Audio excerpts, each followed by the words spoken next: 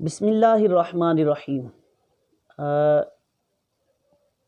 اللہ کرے اللہ تعالیٰ ہمیں اس کا بہترین اجر بھی عطا فرمائے، میری اور آپ کی بے حساب مغفرت فرمائے جو آپ سیکھ رہے ہیں، اور اللہ تعالیٰ مجھے بھی اس کے اجر سے مالا مال فرمائے، میری دنیا اور آخرت کو بہتر بنائے۔ میم ساکن پہلے ہم سن چکے تھے، نون ساکن کے قاعدے، میم ساکن کے بھی کچھ قوانین ہیں، میم ساکن کے بھی قاعدے ہیں۔ جس میم پر جزم ہو اسے کہتے ہیں میم ساکن۔ میم ساکن کے 3 قاعدے ہیں: ادغام شفوی، اظہار شفوی اور اخفاء شفوی۔ یعنی میم ساکن کے بعد اگر حرف با آ جائے تو اخفاء شفوی ہوگا، یعنی غنہ کریں گے، اور میم ساکن کے بعد اگر دوسری میم آ جائے تو پھر ادغام شفوی، اسے وہاں بھی غنہ کریں گے، ادغام شفوی ہوگا۔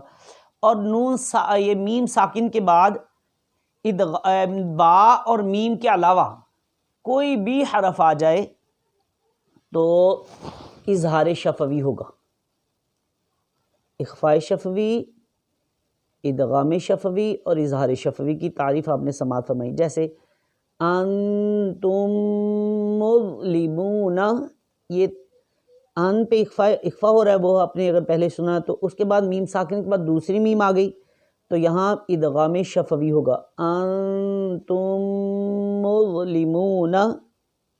اور کنتم بہ، پہلے اخفاء پھر اخفاء شفوی، میم ساکن کے بعد با آ گیا۔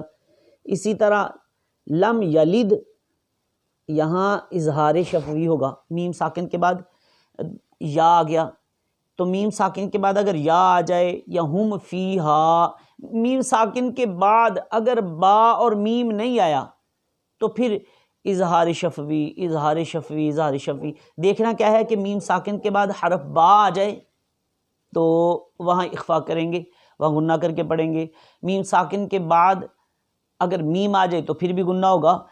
ادروائز بقیہ جو جتنے حروف ہیں، یعنی کہ ان 2 کے علاوہ بقیہ 27 حروف جب بھی آتے جائیں گے تو وہاں اظہار شفوی، اظہار شفوی، اظہار شفوی کی تعریف ہوگی۔ تو میم ساکن کے 3 قاعدے ہیں، ان کو بھی ذہن نشین کر لیجئے۔ اللہ تعالیٰ ہمیں ان کو پڑھ کر یاد رکھ کر عمل کر کے دوسروں تک پہنچانے کی توفیق عطا فرمائے، آمین بجاہ النبی امین صلی اللہ علیہ وسلم۔